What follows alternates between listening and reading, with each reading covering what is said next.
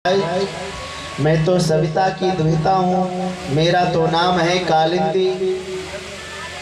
मैं द्वारिकाधीश को अपने पति के रूप में पाना चाहती हूँ, इसलिए यहाँ पर एकांत में बैठ करके मैं तपस्या कर रही हूँ।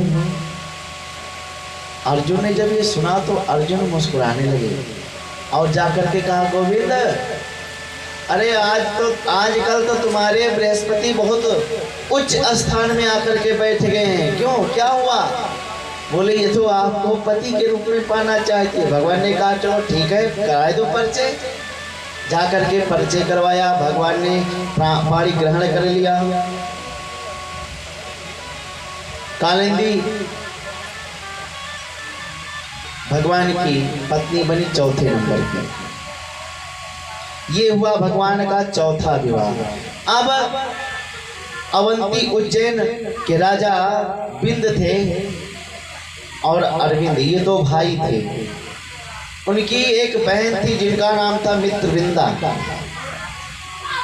दोनों भैया राजनैतिक लाभ लेने के लिए अपनी बहन का विवाह दुर्योधन के साथ में संपन्न कर दिया, परंतु मित्रविंदा तो द्वारिकाधीश को चाहती थी, उन्हीं के नाम की माला जपती थी। मित्रविंदा विवाह के स्वयंवर में जब द्वारिकाधीश को देखा तो जा करके द्वारिकाधीश के ही गले में वरमाला को डाल दिया। द्वारिकाधीश ने पाणी ग्रहण कर लिया। जब मित्रवृंदा के भाइयों ने विरोध किया तो भगवान ने मित्रवृंदा का हरण कर लिया और द्वारिका में आकर के सानंद रहने लगे। ये हुआ भगवान का, कितने विवाह हो गए भगवान के? हैं? भगवान के विवाह हो गए 5। एक राजा थे कौशल नरेश नग्नजित, इनकी बेटी का नाम था सत्या देवी। राजा ने प्रतिज्ञा की कि जो मेरे 7 बलिष्ठ बैल को एक साथ में बांध देगा, नाथ देगा, मैं अपनी बेटी का विवाह उसी से करूंगा। विवाह करने के लिए बड़े बड़े राजकुमार आए, परंतु 7 बैल को कैसे कौन बांध सकता था। भगवान भी वहीं पे पहुंच गए। भगवान ने एक ही समय में 7 स्वरूप बना करके और 7 बैल को एक रस्सी में इसको जकड़ दिया, नाथ दिया।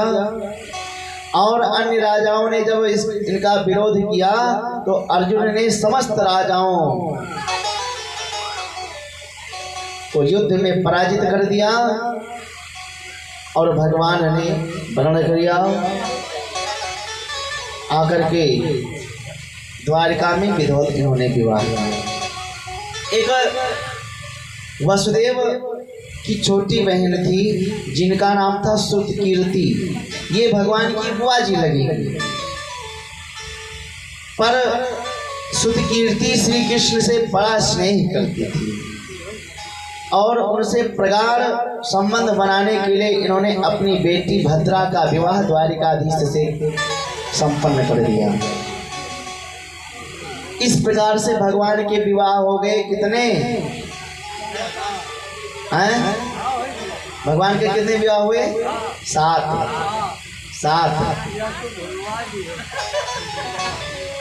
इसीलिए कहते हैं कथा को ध्यान से सुनो। तन आपका यहाँ है और मन आपका यहाँ नहीं है।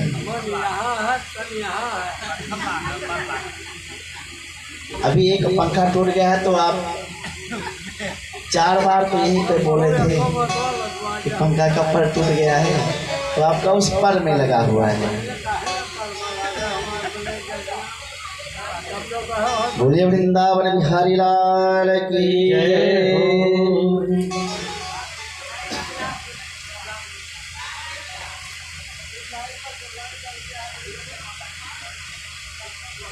और एक बार भगवान ने ऊपर चक्र चलते हुए मछली के आंखों का भेदन किया, प्रतिबिंब में देख करके लक्ष्य भेदन किया। लक्ष्य भेदन मध्य देश के राजा की कन्या लक्ष्मणा का पाणी ग्रहण किया और इस प्रकार से भगवान के विवाह हो गए 8। भगवान के 8 विवाह तो भिन्न भिन्न अलग अलग प्रकार से हुए परीक्षित, परंतु भगवान के और विवाह हुए हैं कितने? बोले 16,100 विवाह भगवान ने एक मुहूर्त में एक ही दिन में किया। परीक्षित जी कांप गए और डरे, अरे महाराज, लोग एक विवाह तो विवाह करने में तो इतना बड़ा मुहूर्त निकालते हैं और वो 16,100 विवाह और एक मुहूर्त में एक लग्न में कैसे कर लिए? तब बताया कि प्राग ज्योतिषपुर में एक राजा रहता था भौमासुर, महा दानव था। वैसे इसका नाम था नरकासुर, परंतु भूमि का पुत्र होने के नाते इसका नाम पड़ गया भौमासुर। भौमासुर जिस प्रांत में जाता, जिस राजा को परास्त करता, उन्हीं की जितनी राजकुमारियां रहती थी सबका अपहरण करके अपने ला करके बंदी खाना में छोड़ देता था। उसने एक प्रण किया था कि जिस दिन 20,000 की संख्या है जाएगी उस दिन हम इन सबके साथ में विवाह करेंगे।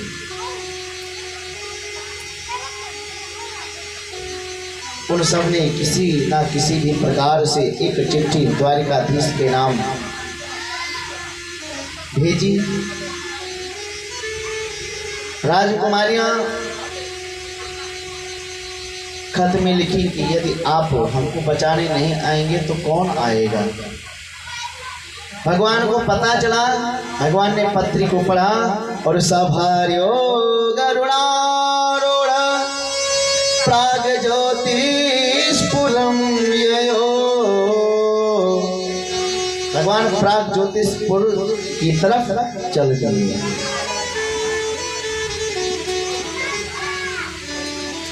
सत्यभामा को साथ में लेके बैठाया गरुड़ पर और प्राग ज्योतिष पहुंच गए। नगर में जैसे प्रवेश किया, नगर रक्षक 5 मुख वाला नाम का एक दैत्य भगवान को पर झपट पड़ा। भगवान ने अपने चक्र से उसके 5 सर को काट दिया और तब से भगवान का नाम पड़ गया मुरारी। बोलो मुरारी भगवान की जय हो। मुर दैत्य का वध करने से भगवान का नाम पड़ गया मुरारी।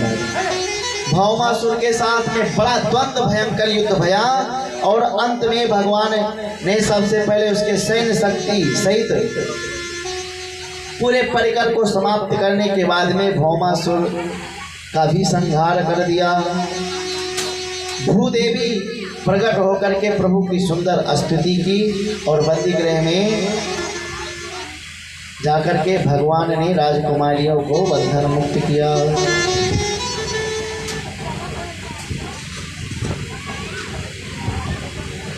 सारी राजकुमारियां प्रसन्न हो गई, प्रभु को प्रणाम करके बोली, सरकार आपने इस बंदी गृह की 4 दीवारियों से आपने हमको मुक्त कराया।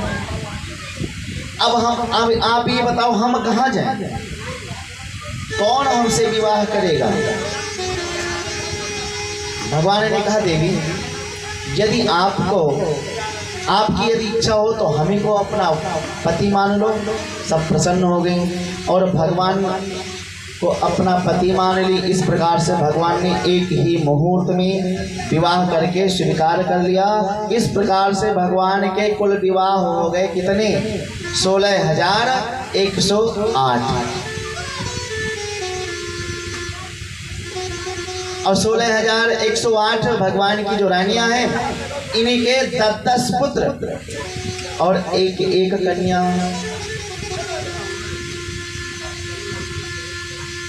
जोड़ करके बताओ कितना हुआ? 1,61,080 कुछ ऐसे इसी प्रकार से होंगे। इस प्रकार से भगवान के पुत्र हुए। और जिस प्रकार से भगवान का विवाह हुआ, इसी प्रकार से इनके पुत्र और पुत्रादिकों का भी विवाह हुआ। भगवान के यहाँ जब उनके पुत्र पौत्रों का विवाह हुआ, सब संख्या मिलकर के 56 करोड़ हो गई। बताओ, आज यदि संख्या है तो जनसंख्या अपने उत्तर प्रदेश में सबसे अधिक जनसंख्या है, और उत्तर प्रदेश में ही ये सारी जनसंख्या भगवान के पास में ही। लेकिन तो वो अब तो प्रांत बदल गया ना, इसलिए वो गुजरात में द्वारिका पड़ा गया, इसलिए अब अपने उत्तर प्रदेश की संख्या बस इतनी ही जितनी है। बोलो वृंदावन बिहारी लाल की जय। भगवान हास्य परिहास्य करते रहते हैं।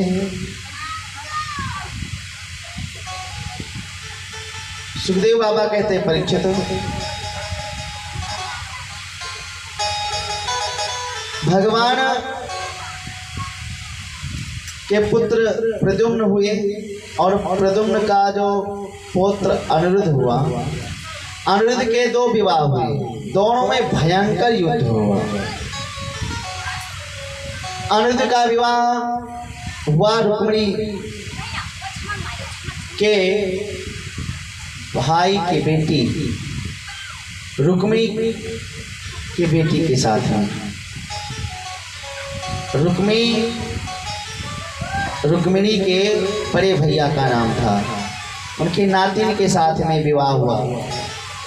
रुक्मिणी के घर भगवान बारात लेकर के आए, इधर विवाह हो रहा था और उधर दाऊ दादा को पकड़ लेकर के गए, चलो हम लोग कुछ युद्ध की बात करें और हम लोग चल करके कुछ खेल खेला जाए। द्यूत क्रीड़ा, दाऊ जी को खेलना नहीं आता था, परंतु खेलने के लिए बैठ गए। बार बार दाऊ भैया जीतते हैं बलराम जी, परंतु सब कहते हैं नहीं नहीं आप जीते नहीं हैं, आप जीते नहीं हैं।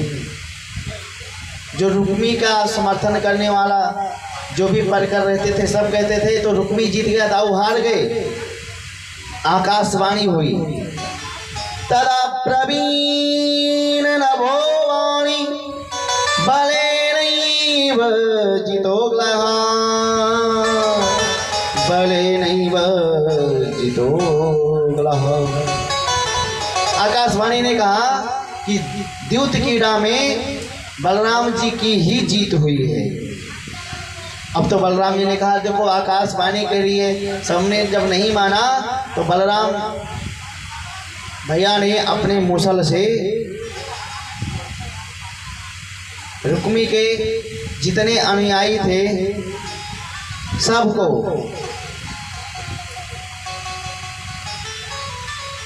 समाप्त कर दिया और अंत में रुक्मी को भी मार दिया। अब तो बात बहुत बढ़ गई, भगवान के पास में बात पहुंच गई। अच्छा बताओ, अरे भाई पत्रकार क्या करते, कोई भी कार्य पड़ा सामने मुख लेकर के माइक लेकर के पहुंच जाएंगे। बताओ इतना बड़ा कार्य हो रहा है, इसमें आपकी क्या राय है? बोलते हैं ना, बढ़ा चढ़ा करके कहेंगे। तो पुराने ज़माने के संवाददाता नारद जी महाराज थे, वो जा करके समाज में बताए कि कृष्ण का भाई जो था बलराम, उन्होंने रुक्मी का वध कर दिया। अब भगवान क्या कहें, भगवान के सामने जब बात आई, अब भगवान कैसे कह दें कि हमारे भैया ने गलत किया, और यदि कह दें कि हमारे भैया ने बहुत अच्छा किया तो रुक्मिणी जो है वो नाराज हो जाएगी। भगवान कुछ नहीं बोले और भगवान ने कहा कि जो जिस समय पर जो होना था वही हुआ है। इसलिए भगवान मौन रहे, कुछ बोले नहीं। निहते रुक्मिणी श्यालो ना प्रवेपाद साधुवा।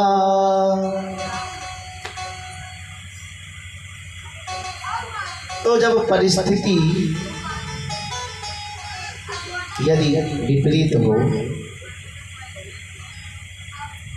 तो मौन हो जाना चाहिए। और एक बात और है, यदि दो व्यक्ति में युद्ध हो रहा हो, झगड़ा हो रहा हो, तो जो सज्ञान पुरुष हैं उनको पहुंच करके, और भले ही हमारी गलती ना हो परंतु अपने ही पक्ष को डांटना चाहिए। क्यों?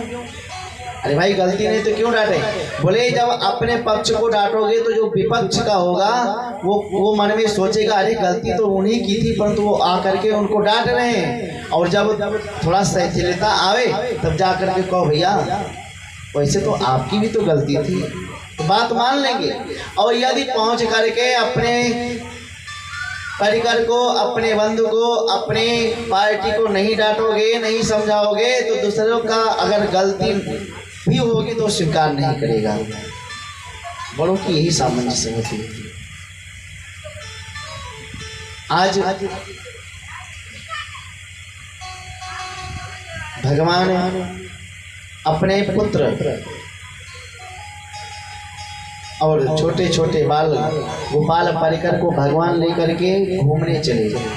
एक सुंदर बगीचे में घूमते घूमते एक वृक्ष की छांव में भगवान बैठ करके बोले तुम जा करके तुम लोग खेलो कूदो और प्रकृति का आनंद लो, हम इसी वृक्ष के नीचे बैठे हैं। सब खेल रहे थे। एक जाकर के कुएं में झांकने लगा तो उसमें बड़ा भारी गिरगिट था, एकदम विशाल काय का। आकर के भगवान से कहा प्रभु आज तक हमने अपने जीवन में इतना बड़ा गिरगिट ना देखा और ना सुना।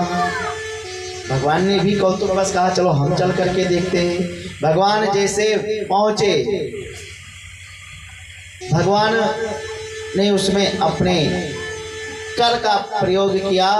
जैसे भगवान का स्पर्श हुआ तो उसका शरीर छूट गया और एक दिव्य पुरुष प्रकट होकर के भगवान को प्रणाम किया। तो भगवान ने कहा कौन हो आप?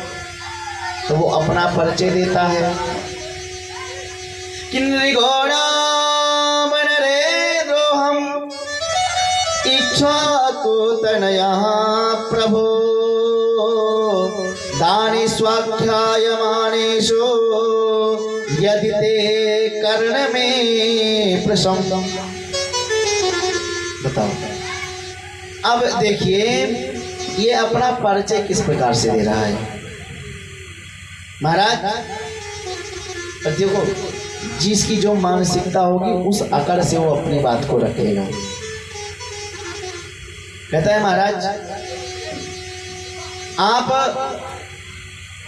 तो हमारे पिताजी का नाम सुना होगा,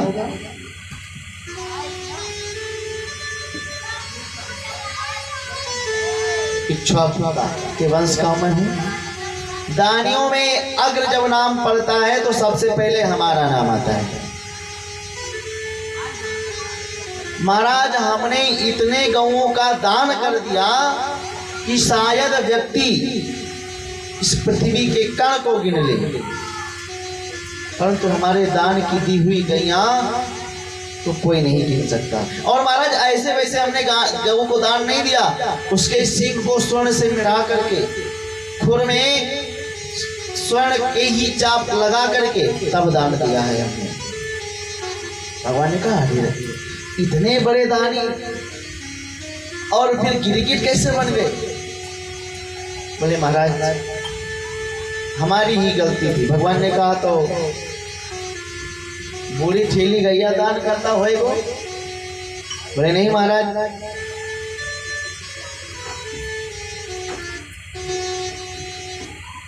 पयस्वनी तरुणी शील रूपा गुण प्रपन्ना कपिला हेमशृंगी न्यायार्जितारोप्य खुरा वत्सादुपूर्ण वर्णमाला ददावहम्। मेरी गाय एक से एक सुंदर दुग्ध देने वाली एकदम नई नवेली तरुणी कपिला गाय, चांदी के सींग को मिढ़वाए, जिस प्रकार से महाराज जैसे कर पाते थे, स्वर्ण और चांदी मिला करके उसको मिढ़वा करके और तब हम दान देते थे। एक दिन हमने एक ब्राह्मण को गाय दान संकल्प करके दिया। वो अपने गौ को लेकर के जा रहा था और रास्ते में एक गाय वहां से भगी आकर के हमारी गाय के झुंड में मिल गई। हमको पता नहीं था, हम दूसरे ब्राह्मण को संकल्प करके उस गौ को दे दिया। जो ब्राह्मण गौ को लेकर के गया, उसकी भगाई थी, वो अपने गौ को ढूंढने के लिए आ रहा था, ढूंढते ढूंढते, और हमने उस गौ को एक ब्राह्मण को दान दे दिया। तो ये ब्राह्मण लेकर के जा रहा था। रास्ते में दो आप मिले, दोनों में बहस होने लगी, वार्ता होने लगी, दोनों हमारे पास में आए और हम जब उनके बातों का, उनके प्रश्नों का उत्तर नहीं दे पाए तो दोनों ब्राह्मण नाराज हो गए और दोनों ब्राह्मण उस गौ को हमारे यहाँ पे छोड़ करके चले गए। संकल्प लिया हुआ कोई भी चीज अपने पास नहीं रखनी चाहिए। परिणाम क्या हुआ कि जब हमारा अंत समय आया, यमराज के यहाँ पे हम गए तो यमराज जी ने कहा, भैया आपके तो शुभाशुभ दोनों कर्म हैं, तो ये बताओ पहले शुभ कर्म भोगोगे कि अथवा अशुभ कर्म भोगोगे। अच्छा, आपको यदि कोई कह दे कि पहले आपको सुख चाहिए कि दुख चाहिए, तो क्या पहले मांगेंगे आप? हैं? क्या मांगेंगे बताइए? अरे नहीं, संकोच बताइए, सबसे पहले आप क्या मांगेंगे? हैं? नहीं, दुख और सुख में सबसे पहले क्या मांगेंगे? नहीं, संकोच बताइए। दुख कि सुख? दुख मांगेंगे ना? अच्छा, दुख काहे मांगेंगे? चलिए, आप सबकी बातें सत्य हैं, आप लोग कथा को सुन रहे हैं, हमको बड़ा आनंद आया। बोलो वृंदावन बिहारी लाल की जय हो। उसने कहा, महाराज सबसे पहले आप हमको दुख दे दीजिए, थोड़ा दुख उसको हम झेल लेंगे और बाद में हम इकट्ठे सब सुख को भोगेंगे। तो महाराज हमको दुख के रूप में गिरगिट बनना पड़ा और आकर के कुएं में गिर कर के भयंकर दुख पाए, और जब सुख का समय आया तो आपका दर्शन हो गया, और दर्शन हो गया, मैं मुक्त हो गया, प्रणाम करके चला गया। भगवान उसी कुएं के जगत पर बैठ करके अपने बच्चों को शिक्षा देने लगे। देखा क्या हुआ, किस प्रकार से इनका दशा हुआ, समझे? बोले कैसे? हम नहीं समझ पाए। बोले ब्राह्मण की अगर अपमान हो गया तो समझ लो कि उसका सर्वनाश हो जाएगा, हम नहीं बचा सकते।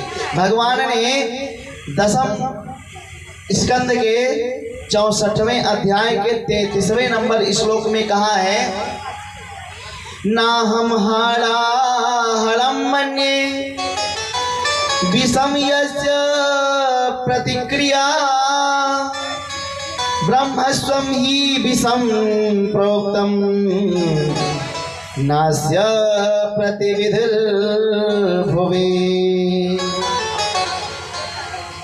भगवान ने कहा, अग्नि की ज्वालाओं में यदि व्यक्ति जल रहा होगा तो हम उसको बचा लेंगे, विष पान कर ले तो शायद वो बच सकता है और उसको हम बचा भी लेंगे, परंतु यदि ब्राह्मण से अपमान हो गया ना तो फिर किसी काल में उसका कोई रक्षा नहीं कर सकता, क्योंकि ब्राह्मण भगवान के मुख से उत्पन्न हुए हैं। चारों वर्ण की उत्पत्ति भगवान से हुई है, लेकिन तो सबसे अग्र उत्पत्ति भगवान के मुख से क्या कि ब्राह्मणो मुखमासीत बाहुराजन्यः कृताः ऊरू तदशयद वैश्या पद्भ्यां शूद्रो अजायत। भगवान के मुख से ब्राह्मण की उत्पत्ति हुई, भुजाओं से क्षत्रिय की और जंघे से वैश्यों की उत्पत्ति हुई और शूद्रों की भगवान के पैर से उत्पत्ति हुई। भगवान कहते हैं ना कि जितना ब्राह्मण के प्रसन्नता से मैं प्रसन्न होता हूं ना, उतना मैं किसी से प्रसन्न नहीं होता हूं। बढ़िया बढ़िया ब्राह्मण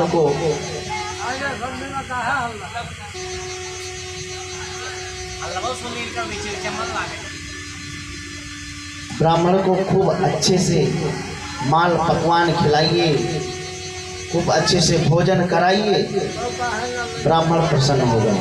ब्राह्मण तृप्त तो भगवान भी तृप्त हो जाएंगे। ब्राह्मण प्रसन्न है तो भगवान भी प्रसन्न होकर के उसको अभय वर देते हैं। इस प्रकार से भगवान ने अपने पुत्रों को समझाया। और गर्मी के महीने में बलराम जी ने कहा भैया चलो गर्मी का महीना है तो अब हम लोग कुछ छुट्टियां जो होती हैं वो हम लोग वृंदावन में मनाएं, क्योंकि बहुत ही दिन हो गया वृंदावन हम लोग गए नहीं है। श्री रामा की बहुत याद आती है, मधुमंगल की याद आ रही है, यमुना पुलिन का याद आ रहा है, चलो 2 महीने वहीं पे घूम आए। कि द्वैमासो तत्र चासीद मधु माधव एव च। मधु और माधव यानी चैत्र और वैशाख।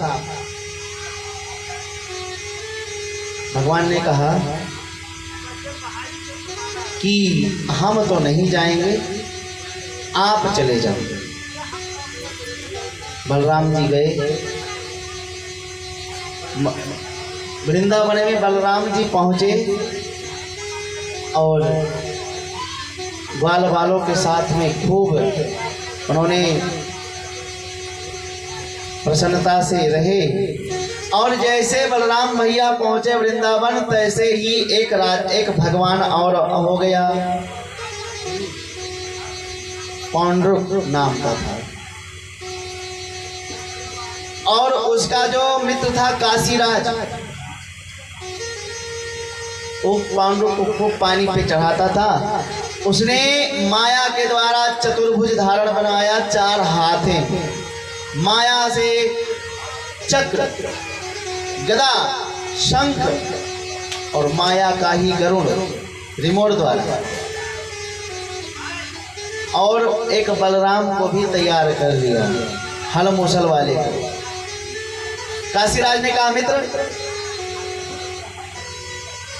हम तो भगवान हो गए, तुम भगवान हो गए हो, परंतु यदि द्वारिकाधीश तुम्हारे भगवान पर अपना दस्तखत कर दें, अब संसार में तुम ही पूजोगे। तो कैसे? बोले एक काम करो, एक धमकी भरा पत्र भेज दो। उन्होंने धमकी भरा एक पत्र भेजा, चुनौती दे करके।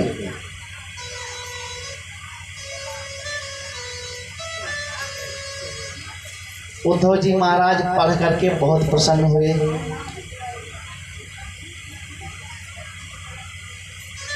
भगवान ने कहा क्या लिखा है पत्र में?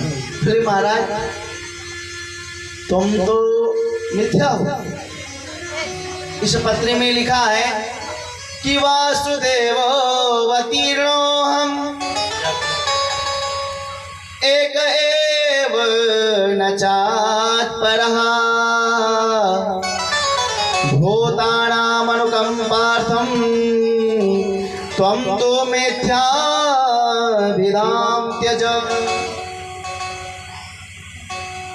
अरे महाराज वासुदेव तो एक पौंड्रुक नाम का है, वो भगवान है, तुम तो मिथ्या भाषित हो और तुम अपने इस धाम को त्याग करके भाग जाओ, इसी में हम लोगों की भलाई है। भगवान ने कहा उस दूत से कि जाओ अपने महाराज से कह दो वो कष्ट ना करें, हम स्वयं आकर के यहाँ पर उनसे मिल लेंगे। वो गया और बताया, उसने कहा अरे मित्र तू तो कहता था कि वो धमकी सुनते ही भाग जाएगा और ये तो आ रहा है मिलने के लिए, बोले तो डरते क्यों हो? अरे हम है ना। भगवान प्रातः काल भैया अपने सैन्य को सजाया और भगवान युद्ध के लिए जैसे पहुंचे, उसने तुरंत एक रिमोट को दबाया, गरुड़ शांताकारम भुजग सैनम करते पहुंच गया। दूसरे रिमोट को दबाया, चतुर्भुज उसको धारण हो गया, चक्र घूमने लगा, उसी पे विद्यमान होकर के युद्ध करने लगे भगवान से। भगवान का वो हो, इसने तो हमारा स्वरूप बनाने में कुछ भी कसर नहीं छोड़ी, इसलिए इसका सर हम अपने स्वरूप में मिला देते हैं। भगवान ने तुरंत चक्र सुदर्शन को भेज करके उसके सर को काट दिया और पौंड्रुक समाप्त हो गया। काशीराज का सर काट करके काशी में फेंक दिया। अच्छा ये बताओ, जब भगवान के रहते ही लोग भगवान बन रहे हैं, तो आजकल भगवान बने तो कौन कहे? भगवान के रहते हुए पौंड्रुक भगवान बन रहा था, तो आज तो भगवान हैं लेकिन तो दिखाई नहीं पड़ते हैं, तो लोग भगवान बन जाए। और एक बात और, मैं नाम तो नहीं लूँगा, परंतु जितने लोग भगवान बने हैं वो भगवान के घर बैठे हैं। कहाँ बैठे हैं? भगवान का जन्म कहाँ हुआ? कृष्ण का जेल में ना, तो भगवान का घर है। तो जो भगवान बने, अपने आप को भगवान बना करके पुजवाए, तो भगवान के घरे बैठे हैं। बोलो वृंदावन बिहारी लाल की जय। और ये जो मेरा मुरली वाला है ना, ये ही हमारा है और इसके अतिरिक्त हमारा कोई नहीं है।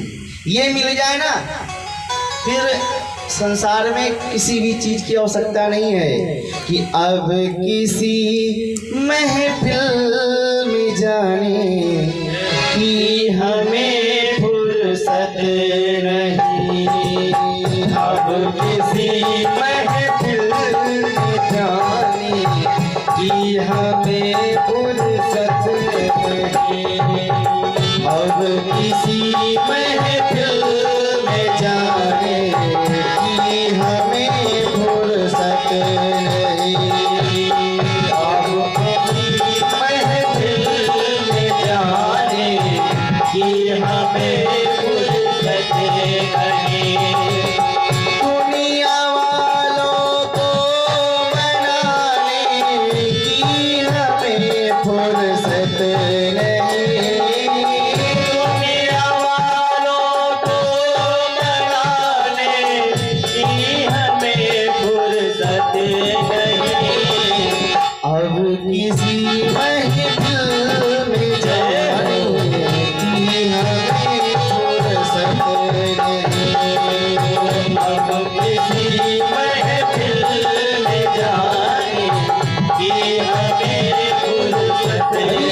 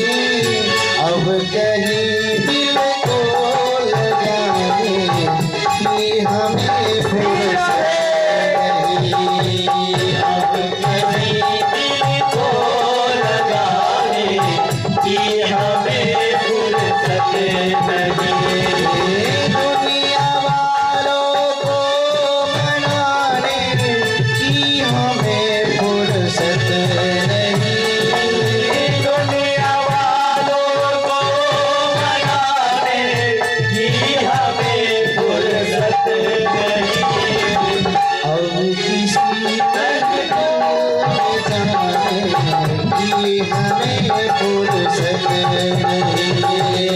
अब कभी महफिल में जाने की हमें फुर्सत नहीं।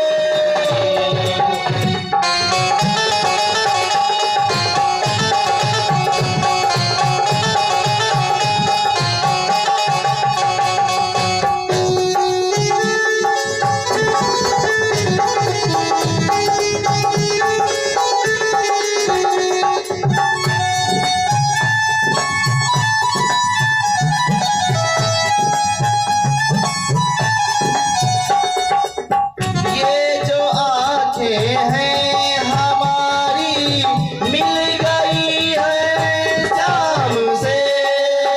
ये तो आंखें हैं हमारी मिल गई है आपसे। ये जो आंखें हैं हमारी मिल गई है शाम से। ये तो आंखें हैं हमारी मिल गई है जाम से। अब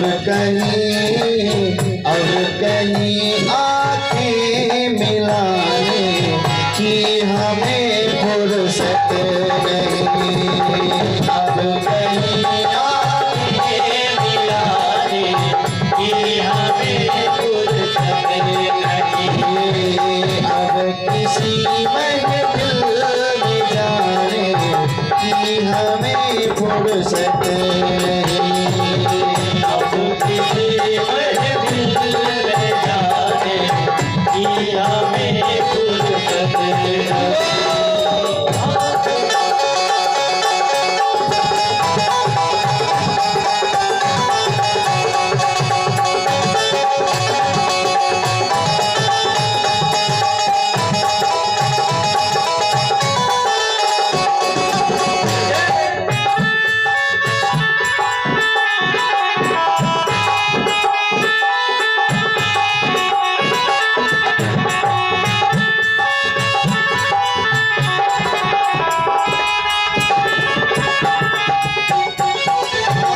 एक सर है झुक गया जो आपके दरबार में।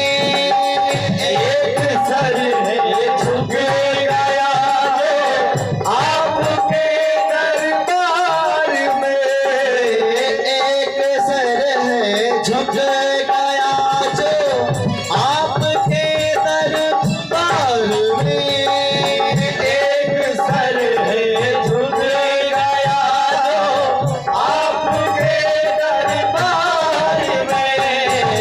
अब कहीं सर को झुकाने की हमें फुर्सत नहीं। अब कहीं सर को झुकाने की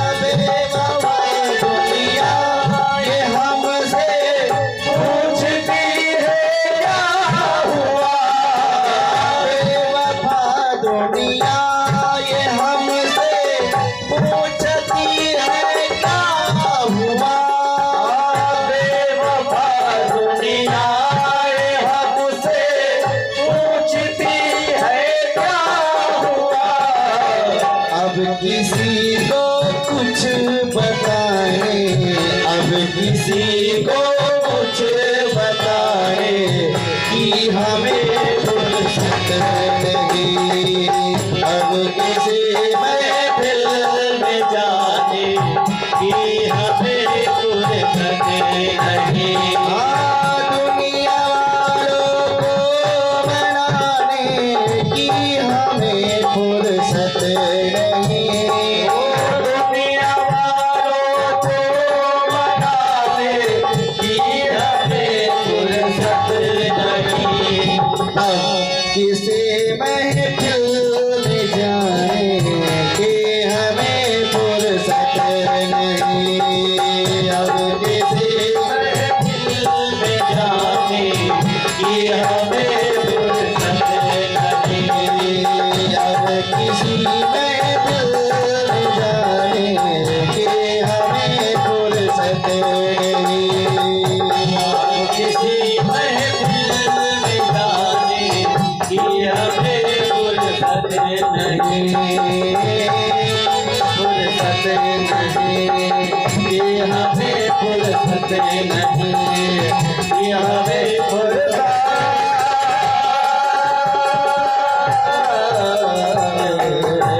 नहीं। बोल वृंदावन बिहारी लाल की जय। कब ये होगा जब मन तन और वाणी को भगवान के चरणों में समर्पित कर दिया जाएगा, तब ये योगक्षेम वहम यम करेगा। एक बार नारद जी ने सोचा, मन में विचार किया कि भगवान अपने इस परिकर में रहते कैसे हैं। 16,108 पत्नियों के मध्य में भगवान रहे किस प्रकार से रहे हैं। जाकर के देखा जिस कक्ष में भगवान नारद जी प्रवेश होते हैं, बोल वृंदावन बिहारी लाल की जिस